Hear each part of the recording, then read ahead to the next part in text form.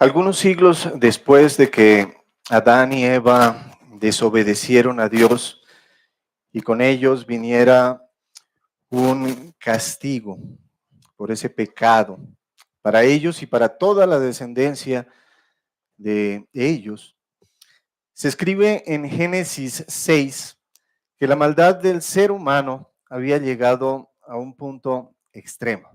La maldad del ser humano ya era grande en la tierra. La violencia, la injusticia, la rebelión llenaban toda la tierra. Pero había un hombre ahí llamado Noé, quien había hallado gracia ante los ojos de Dios y quien fue su instrumento para llevar a cabo un plan de salvación dentro de un juicio que Dios ya tenía planeado. Dios, en su soberanía y conocimiento de la inminente destrucción del mundo por ese pecado, Él ejecutó un plan de salvación detallado, un plan específico, y para ello utilizó un arca. Noé no improvisó ese diseño del arca. Dios le dio las medidas exactas, los materiales, la estructura y el propósito que debería tener esa construcción, esa arca. El arca fue la manifestación tangible y única de esa provisión divina para la salvación, de esa vida que en ese momento había en la tierra ante ese juicio de Dios. Antes de que existiera el diluvio, incluso antes de que mismo Noé naciera, Dios ya tenía en su mente ese plan para la salvación de aquellos que iban a ir en esa arca. Entonces, cuando llegó el diluvio, se ejecutó ese plan de salvación. Las especificaciones del arca fueron el producto de la sabiduría divina. Únicamente eso, fueron el producto de esa sabiduría divina mediante un plan, no una reacción de Dios ante la maldad que en ese momento había, sino parte de un decreto soberano, un decreto destinado desde antes de la fundación del mundo, para una misión redentora, parte de un plan eterno y perfecto, cuyo único arquitecto fue Dios mismo. El arca, construida conforme a esas instrucciones divinas, fue plenamente eficaz para su propósito. Resistió las aguas del diluvio, mantuvo a salvo a Noé, a su familia, y preservó sus vidas. Incluso preservó la vida de aquellos animales a quienes Dios llevó al arca. Garantizó así esa salvación física de quienes estaban ahí dentro, tanto Noé como sus 3 hijos y sus esposas. En medio de un mundo corrupto, condenado, Noé y su familia fueron escogidos por Dios para entrar en esa arca. Esa no fue una posición ganada por ningún mérito en Noé, sino un acto de la gracia soberana de Dios. Al estar dentro del arca, estaban separados del juicio, de ese juicio que caía sobre el resto del mundo, y se convirtieron en los únicos receptores directos de esa salvación de Dios. Su seguridad y supervivencia no dependían de sus propias fuerzas o habilidades tampoco, sino del diseño del arca y de ese plan divino que sustentaba ese diseño maravilloso. Recordemos esto, hermanos. Mantengámoslo presente en nuestra mente. Y vamos a tomar la palabra que Dios nos ha preparado para hoy. Oremos, hermanos. Señor, Padre Santo, Padre Todopoderoso, Padre Misericordioso, Padre Eterno, Señor, que tanto has procurado por todos nosotros, Señor, aquellos a quienes has decidido en tu plan eterno sacar del mundo, perdonar el pecado, Señor, y traernos en reverencia ante ti, Padre Santo. Te damos gracias por permitirnos estar aquí presentes en este día que nos reunimos con el propósito de adorar tu santo nombre. Ayúdanos, Padre misericordioso, para luchar contra nuestro pecado, Señor, porque aún tenemos ese remanente en nuestros corazones. Ayúdanos para ofrecer a ti todo lo que hagamos, Señor, todo lo que pensemos, Padre Santo. Permítenos en este día, Señor, tener un corazón dispuesto para escuchar tu palabra, para que con tu poder y misericordia, con que obras en nuestros corazones, nuestro ser sea conmovido ante esta verdad que tú has querido revelarnos. Permítenos, Padre Santo, ver ese poder tuyo que has planeado en este plan perfecto de redención, Señor. Un plan que viene desde la eternidad y se desplazará, permanecerá hasta la eternidad. Dispón de este tu siervo inútil para predicar esta palabra, Señor, y que a pesar de mis limitaciones, Padre Santo, tu palabra pueda ser expuesta con denuedo, pueda llegar al corazón de mis hermanos, Señor, para alimentarnos, para gozarnos, Señor, en estas buenas nuevas que tú siempre nos das con tu palabra. Te damos gracias, Padre Santo. Te pedimos estas cosas en el nombre precioso de nuestro Señor Jesucristo. Amén.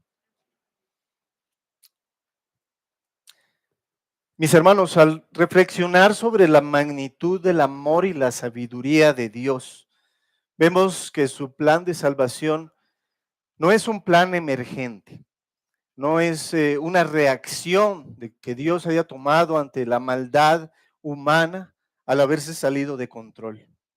No es así.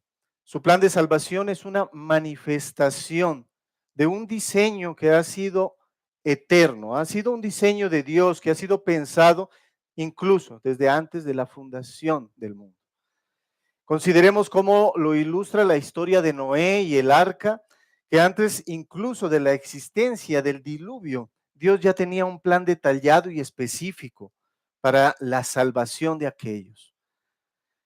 El arca no fue una improvisación, sino el cumplimiento evidente de una provisión preexistente a un juicio ya planeado. De la misma manera, mis hermanos, Cristo es la manifestación perfecta del plan eterno de Dios para salvar a la humanidad del juicio del pecado como un remedio, no como un remedio ante una emergencia. Dios ha decidido salvar a aquellos a quien Él ha escogido desde antes de la fundación del mundo y dispone de todo lo necesario para que ese plan se lleve a cabo.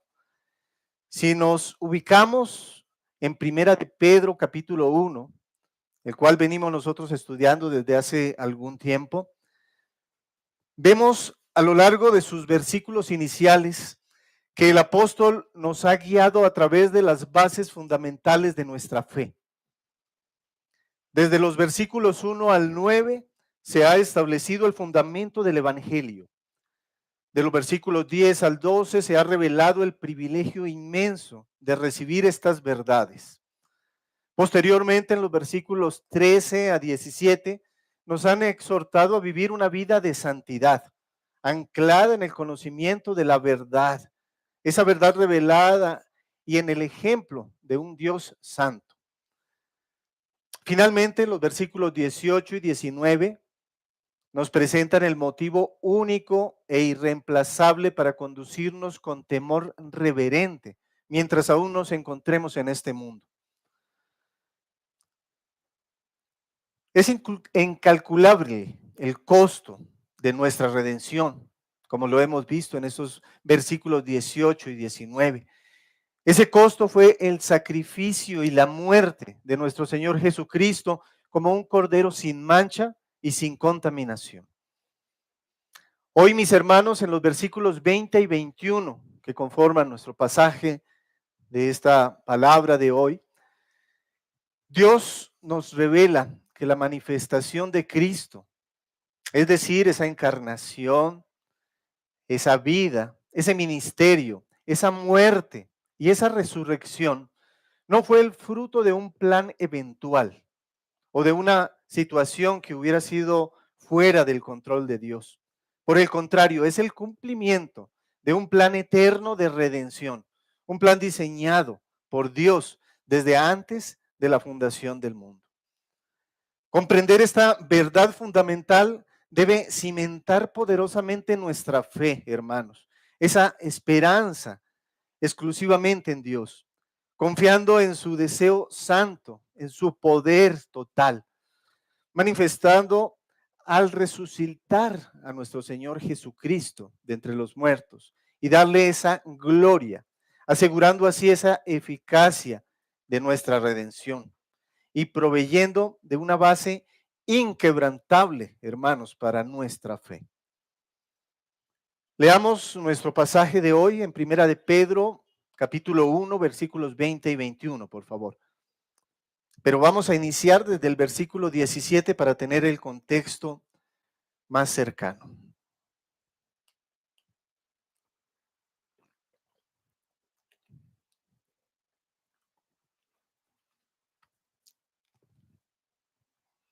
Dice la palabra de Dios, Primera de Pedro 1, versículos 17 a 21.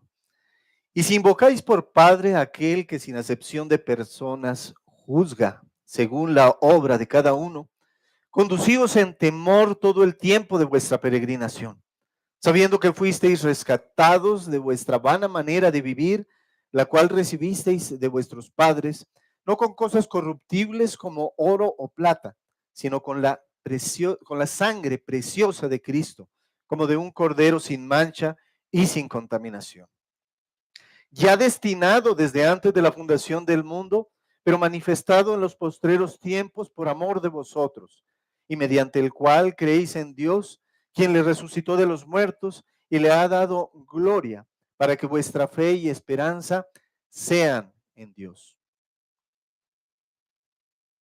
Habiendo dejado claro que nuestra redención no es un plan B ante la situación, una situación salida de control de Dios, sino por el contrario, es la culminación de un plan divino eterno y perfecto.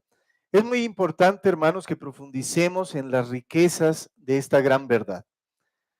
Es por ello que a continuación vamos a desglosar esta verdad, esta manifestación de Cristo en los últimos tiempos a través de 4 pilares fundamentales que nos permitirán anclar aún más nuestra fe y nuestra esperanza en Dios.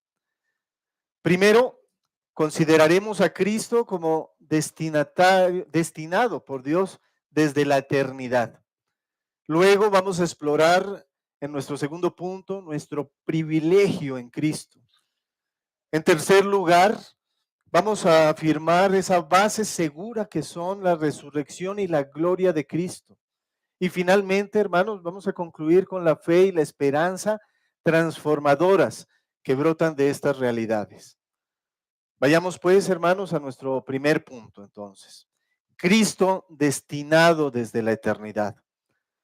Vayamos a la primera parte del versículo 20 de nuestro pasaje.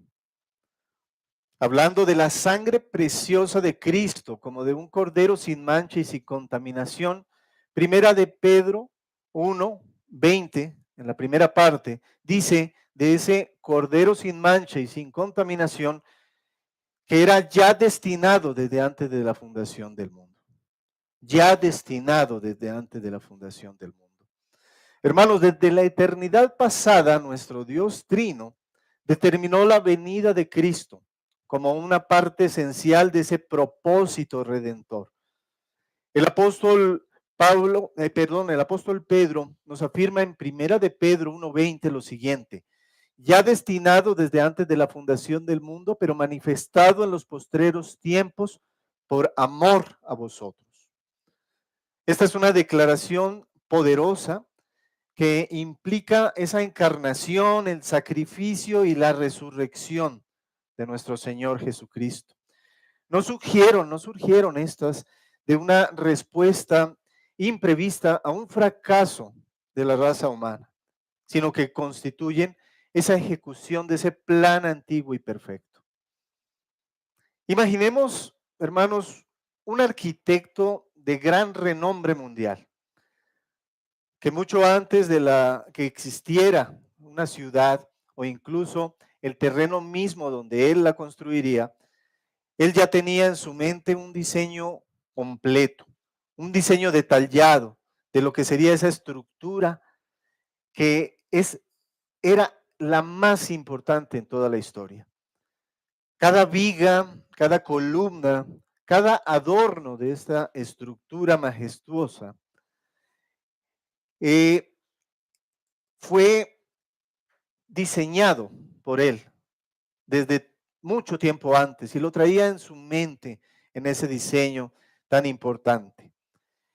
Así, en forma perfecta, hermanos, es el plan de Dios con Cristo. No fue una reacción a nuestra caída, sino un diseño soberano y perfecto, preestablecido antes de la fundación del mundo, garantizándonos así como creyentes la redención con una certeza inquebrantable.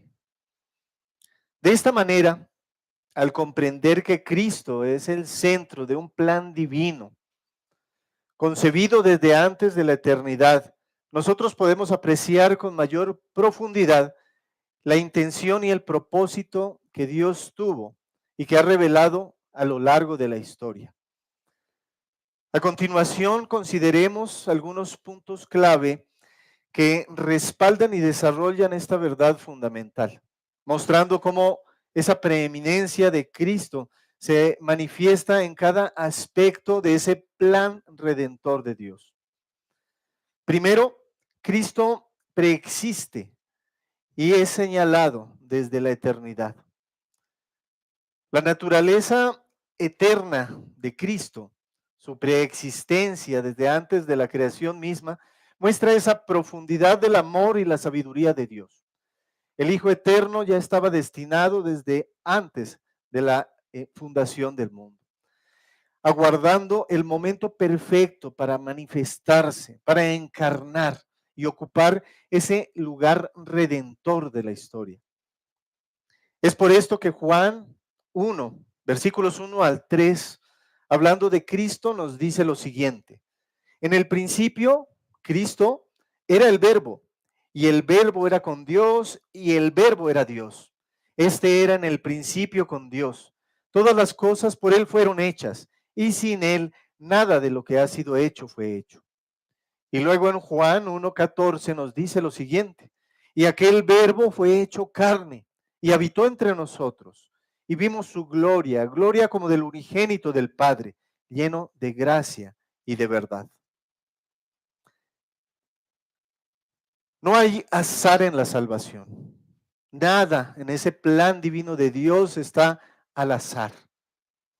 Cada detalle responde a la intención soberana de un Dios amoroso.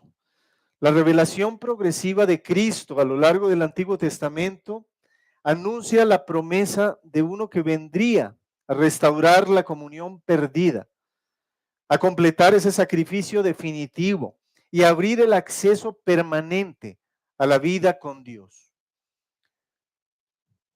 El segundo punto clave que respalda esta gloriosa verdad acerca de Cristo como ese centro de ese plan divino de redención concebido desde antes de la fundación del mundo es la soberanía de Dios en la revelación progresiva. La soberanía de Dios en la revelación progresiva. El curso de la historia bíblica es el testimonio de una revelación progresiva que inicia desde la promesa en Edén, pasando por los pactos de Dios con su pueblo y las profecías hasta la plenitud de los tiempos en que el Verbo se hizo carne. Como enfatiza Pablo en Efesios 1:11, Dios no improvisa. En Él, asimismo, tuvimos herencia, habiendo sido predestinados conforme al propósito del que hace todas las cosas según el designio de su voluntad. La llegada de Cristo, mis hermanos, en la historia es la perfecta materialización de ese designio de Dios. La salvación en Cristo es la culminación de los siglos de promesas, sacrificios, leyes y figuras de Cristo. todo señalando a ese Cordero destinado desde antes de la fundación del mundo. Finalmente, el tercer punto clave que respalda a este plan divino de Dios es que es un plan anterior a toda caída. Es un plan anterior a toda caída. El sacrificio de Cristo no muestra una respuesta reactiva de Dios ante el fracaso del ser humano, sino el cumplimiento de un propósito suyo para la vida eterna. Tito 1, versículo 2 nos dice, la esperanza de la vida eterna, la cual Dios, que no miente, prometió desde antes del principio de los siglos. Hermanos, entender esto es vital para mantener firme nuestra fe, nuestra seguridad como creyentes. La redención, o sea, ese perdón de nuestros pecados, no depende de nuestros méritos, sino de un decreto eterno. La salvación no depende de nosotros, hermanos, sino del decreto eterno de Dios. No hay quien frustre los planes de Dios para nosotros. Es inamovible y lleno de amor de Dios para con cada uno de los que Él ha escogido. Así lo muestra la Escritura cuando primera de Pedro 1, 18 a 19, hablando del modo en que fuimos rescatados de la muerte, nos dice, no con cosas corruptibles, sino con la sangre preciosa de Cristo, como de un cordero sin mancha y sin contaminación. Por tanto, la revelación de Cristo manifiesta la fiabilidad y grandeza de ese plan divino. Ante esta verdad, el creyente debe encontrar el fundamento de su fe en la seguridad infalible en la obra y el carácter de Dios. Debemos estar firmes porque nuestra fe no está centrada en nosotros, sino en ese carácter firme e inamovible de Dios. Con esta verdad clara, vayamos al siguiente punto de nuestro sermón, hermanos. Nuestro gran privilegio en Cristo. Este es nuestro segundo punto, nuestro gran privilegio en Cristo. Primera de Pedro 1:20, la segunda parte dice, pero manifestado en los postreros tiempos por amor de vosotros. Por amor de vosotros nos muestra y nos revela ese gran privilegio que todos nosotros, si somos creyentes verdaderos, tenemos de esa gran verdad y de ese plan perfecto de Dios. Más que en el momento en que se presentó esta revelación, el cual fue un momento perfecto en el que Cristo se reveló, encontramos en la segunda parte de este versículo el segundo gran eslabón del entendimiento de nuestro pasaje. Y este es esa posición única que ocupa el creyente al recibir la manifestación de Cristo. Esa posición única que ocupamos nosotros, como dice nuestro pasaje, por amor a nosotros. Recordemos lo que un poquito atrás Pedro nos ha relatado en los versículos 10 y 12, cuando nos cuenta que los profetas a quienes fue dada la revelación, estamos hablando de primera de Pedro 1, 10 y 12, cuando estos profetas a quienes fue dada la revelación estuvieron indagando con diligencia quién y cuándo vendría de parte de Dios a materializar esas promesas de redención, esas promesas que ellos estaban dando al pueblo de Dios como parte de esa revelación que Dios le estaba dando a ellos como profetas. Ellos se preguntaban, ¿quién y cuándo vendría de parte de Dios para materializar esas promesas? Pero el Espíritu de Cristo que estaba en esos profetas, ese Espíritu que estaba en ellos, solo les reveló que no era para ellos mismos, sino para mucho más adelante en el tiempo, que ellos administraban esa información, esa revelación. Y esto sería que Cristo sería manifestado en carne. Hermanos, con la encarnación, vida, muerte y resurrección de Cristo, llegaron esos postreros tiempos de los que nos menciona nuestro pasaje. Y han sido tiempos perfectos en los que resplandece la gracia, una gracia inestimable de este misterio oculto por siglos. que ahora, como dice nuestro pasaje, ha sido dado por amor a cada uno de los escogidos de Dios. Sintámonos privilegiados, hermanos, de estar aquí reunidos el día de hoy, de tener un corazón dispuesto, que Dios ha preparado para escuchar su palabra, palabra que el mundo no escucha, sino que lo podemos hacer por ese gran privilegio que nosotros tenemos de ser sus hijos. Analicémonos, revisemos nuestro corazón, veamos si estamos haciendo todo para la gloria y honra de Dios y así verifiquemos que verdaderamente creemos en Él.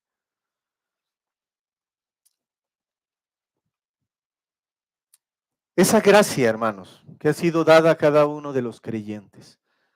Como dice Pedro en el versículo 12, hablando acerca de esta revelación de Cristo, son esas cosas que ahora os son anunciadas por los que os han predicado el Evangelio, por el Espíritu Santo enviado del cielo, cosas en las cuales anhelan mirar los ángeles. Hermanos, tenemos un privilegio incalculable. Estamos siendo observados por los ángeles mismos, creación mayor que el hombre, creación de Dios, que están viendo ese poder de Dios en su santo evangelio revelado a nosotros. Ellos están viendo, ellos están asomándose a ver la obra de Dios al revelar su palabra, al obrar en cada uno de nosotros día tras día. Sintámonos llenos de gracia de Dios por esto. Es decir, hermanos, este amor que tiene Dios por sus escogidos, eso es lo que anhelan mirar los ángeles. Es la iglesia, la destinataria y beneficiaria principal de esta revelación redentora. Por amor de vosotros es dada esa revelación a cada uno de los que conformamos ese cuerpo de Cristo, esa iglesia, de la cual esta iglesia local es parte.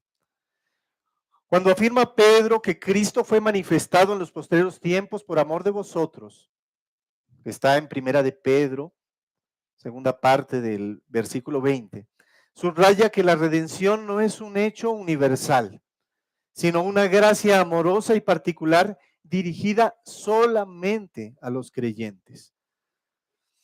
Nosotros, mis hermanos, hoy día no solo somos espectadores de un milagro ocurrido hace 2000 años, sino que somos aquellos para quienes esa promesa de Dios revelada progresivamente en las Escrituras ha sido cumplida.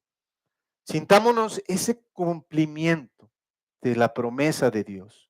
Apropiémonos de ese lugar tan especial y maravilloso que Dios nos ha dado por gracia, no por méritos de ninguno de nosotros.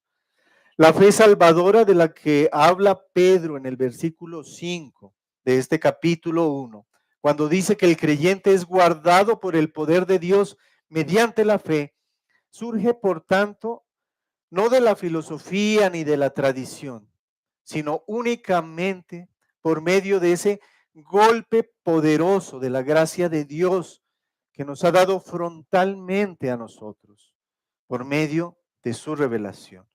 Ese golpe de ese poder de Dios, de esa gracia de Dios, no nos ha llegado por la espalda, ni nos ha llegado por los costados, nos ha llegado de frente, porque Dios, en su misericordia y gracia, así lo ha deseado con tanto amor para nosotros. Esta gracia de Dios es la que da el sentido a nuestra vida. Nuestra fe no es algo que nazca de nosotros mismos, ni es el producto de un razonamiento en nosotros. Nace porque Cristo, al morir y resucitar, nos da nueva vida y la capacidad misma para desear conocerle y creer cada vez más en Él. Ese razonamiento que sale de nosotros, no debemos hacerlo alejado de la palabra de Dios. Debe ser en la palabra de Dios, en la meditación de esa palabra santa. Y es por pura gracia de Dios que nosotros podemos hacerlo. Por su obra recibimos ese entendimiento para abrazar esa revelación de su palabra y la vida también que nos da para poder responder con fe ante esa revelación. Así esa posición de cada uno de nosotros como creyentes, mis hermanos, es privilegiada e invaluable. Cada creyente es igual, es aquel, perdón, para quien la preciosa sangre de Cristo ha sido derramada y directamente aplicada. Hermano, que hoy te encuentras acá, que te quede muy claro lo siguiente. Si verdaderamente crees en Cristo, es porque su preciosa sangre ha sido directamente derramada en ti. No la pisotees, no la pisoteemos, hermanos, no pisoteemos la sangre de Cristo, deseando tantas cosas del mundo. Pidámosle perdón a Dios y agradezcámosle siempre por su preciosa sangre, por todo el cambio que ha originado en nuestro corazón. Nosotros que sabemos cómo éramos antes de conocerlo y cómo somos ahora por su gracia y misericordia. Mis hermanos, que nuestro pasaje veamos nosotros también ese cumplimiento y amor del Dios Trino. Cristo en su Santo Espíritu encarna esa promesa de salvación en el tiempo perfecto, por amor a cada uno de sus escogidos. Nos dice Gálatas 4, versículos 4 y 5. Pero cuando vino el cumplimiento del tiempo, Dios envió a su Hijo, nacido de mujer y nacido bajo la ley, para que redimiese a los que estaban bajo la ley, a fin de que recibiésemos la adopción de hijos. Hemos sido adoptados como hijos de Dios, hermanos. Tenemos ahí el cumplimiento de ese amor de Dios Trino. En este acto brilla el amor de Dios, un amor del Padre, un amor del Hijo y un amor de su Santo Espíritu. El Padre que planeó, el Hijo que ejecutó la obra redentora, directamente morando en el corazón, también está el Espíritu Santo. Es un Dios trino que mora en cada uno de nosotros. Como creyentes ahora con entendimiento, podemos nosotros contemplar así el gran amor, un amor ininterrumpido y fiel que ha sido desde la eternidad pasada y que irá hasta la eternidad futura. Un gran amor por medio del cual nos eligió, nos rescató y nos sostendrá hasta el fin. Entendiendo esto nosotros, hermanos, entremos a nuestro tercer punto. Nuestra base segura que encontramos para nuestra fe. Y la encontramos en la resurrección y en la gloria que Dios le ha permitido a nuestro Señor Jesucristo. Y ese que en Pedro, capítulo 1, versículo 1, la primera parte, la palabra de Dios nos dice, y mediante el cual creéis en Dios, quien le resucitó de los muertos y le ha dado gloria, para que vuestra fe y esperanza sean en Dios. Y aquí, hermanos, llegamos nosotros a la cumbre, a esa cumbre maravillosa de este mensaje en nuestro pasaje de hoy. La cruz, aunque central en la historia de la redención, no representa el punto final de la historia de Cristo en la tierra. Su resurrección y glorificación nos muestran la victoria final de Dios sobre el pecado, la muerte y el mal, y constituyen la garantía más sólida de nuestra redención y de nuestra esperanza. Son esos, la resurrección y esa glorificación de nuestro Señor Jesucristo, la garantía más sólida que nosotros podemos tener para nuestra esperanza. Hay varias razones por las cuales esa resurrección y glorificación de Cristo deben fortalecer la fe en nuestra vida. Vamos a pensar en estas razones, hermanos. Dios resucitó a Cristo y lo exaltó. Es una de estas razones. Las Escrituras proclaman insistentemente que Dios mismo lo resucitó de los muertos y le ha dado gloria. Hechos 3, versículos 13 al 15 nos dice, el Dios de Abraham, de Isaac y de Jacob, el Dios de nuestros padres, ha glorificado a su Hijo Jesús, a quien vosotros entregasteis y negasteis delante de Pilato, cuando éste había resuelto ponerle en libertad. Mas vosotros negasteis al santo y al justo, y pedisteis que se os diese un homicida, y matasteis al autor de la vida, a quien Dios ha resucitado de los muertos, de lo cual nosotros somos testigos. Esta resurrección y glorificación, hermanos, confirman públicamente que su sacrificio fue aceptado por el Padre, que su muerte logró realmente ese perdón de pecado y que su vida es la garantía de nuestra vida. Otra razón para confiar en la resurrección y en la glorificación de Cristo es porque su resurrección es la garantía de la vida eterna y la salvación eficaz. La eficacia de la salvación del creyente está asegurada en la resurrección y en la glorificación de nuestro Señor Jesucristo. No confiemos en méritos propios, hermanos, ni en fuerzas humanas. Confiemos solo en las promesas de Dios y en la obra consumada de aquel que venció la muerte y vive para siempre.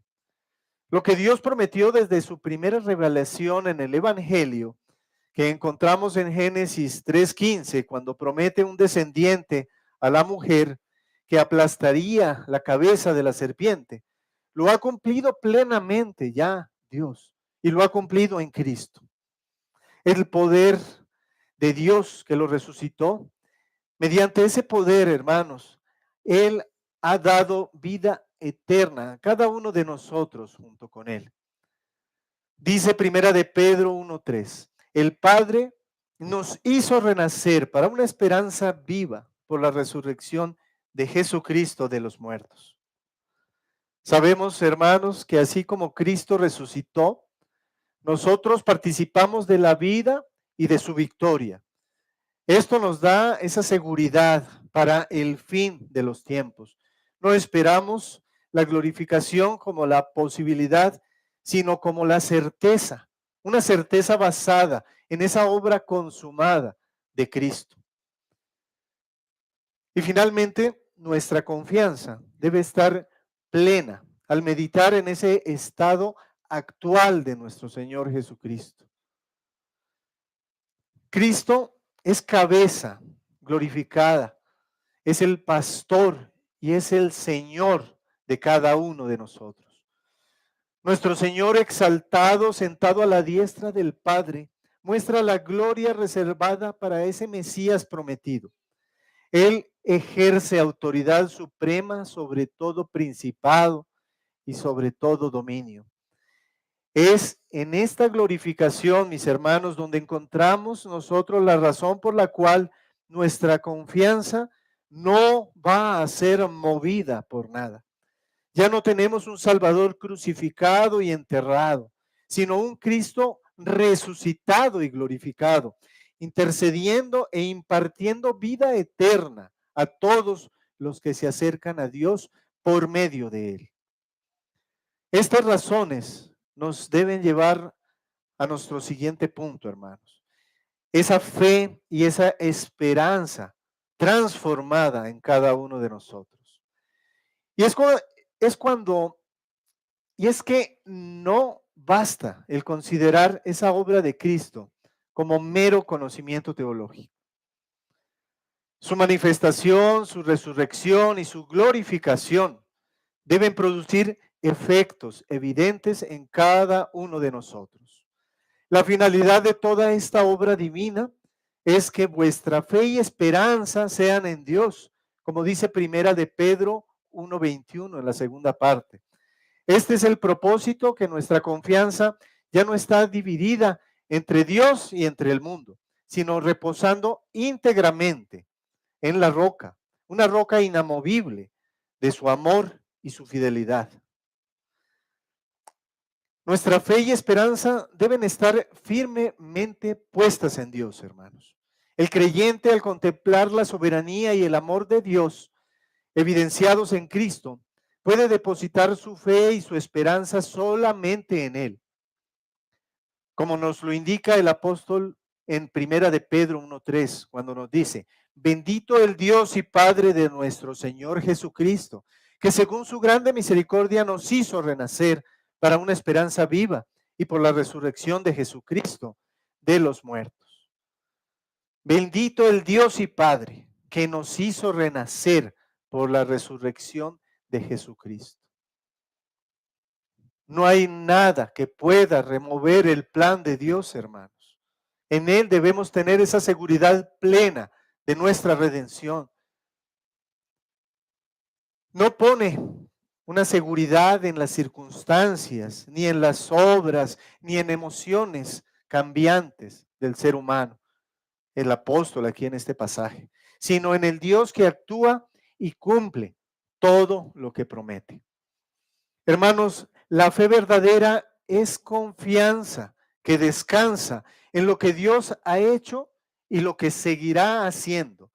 La esperanza es expectación gloriosa de la gloria por venir, fundamentada en la victoria de Cristo. Únicamente en Cristo es donde nosotros vamos a encontrar ese poder de nuestra fe. Hermanos, hemos contemplado el hilo sagrado que une la eternidad, ese plan de Dios desde antes de la fundación del mundo, con nuestra existencia actual. Estamos unidos a ese plan de Dios desde antes de la fundación del mundo. Y es por ello que nos encontramos hoy aquí, por esa gracia de Dios para con nosotros. La manifestación de Cristo en los postreros tiempos, hermanos, ese es el cumplimiento perfecto del plan de Dios y es la evidencia de su soberanía y de su amor infalible para con nosotros. Hemos visto cómo esta manifestación es consumada en la resurrección, en la exaltación de Cristo y constituye la base firme e indispensable para que cada uno de nosotros tengamos nuestra fe y nuestra esperanza únicamente en Dios. Hoy en medio de las pruebas y los desafíos de este siglo malo en que nos encontramos, Dios nos manda a conducirnos con temor todo el tiempo de nuestro peregrinar. Él ha obrado en Cristo una salvación segura. Él ha revelado a su Hijo para nosotros, dándonos una herencia, una posición privilegiada. Él ha resucitado y glorificado a Cristo, regalándonos vida y esperanza eterna. Él anhela que esa fe y esa esperanza arraigadas en su persona se reflejen en una vida de esperanza gozosa ante el regreso de nuestro glorioso Salvador. La verdadera respuesta a tal amor y revelación de Dios, hermanos, es el compromiso de vivir con coherencia en la fe de Cristo, manifestado, muerto, resucitado y glorificado. Hermanos, esperemos con gozo y fidelidad ese regreso de nuestro Rey, sabiendo lo que Él ha prometido. Que nosotros, en medio de las dificultades, hermanos, nos sintamos gozosos, confiando únicamente en las promesas de nuestro Dios.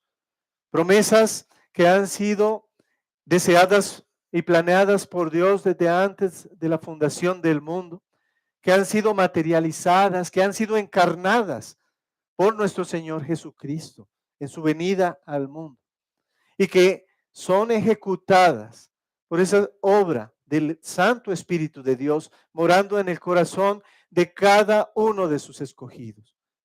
Analicémonos, mis hermanos, si somos verdaderamente hijos de Dios, si creemos verdaderamente en Él, si buscamos exaltarlo, adorarlo, si buscamos con grande amor el poder ofrecer cada pensamiento, cada emoción, cada acción, cada palabra en nuestra vida a Él.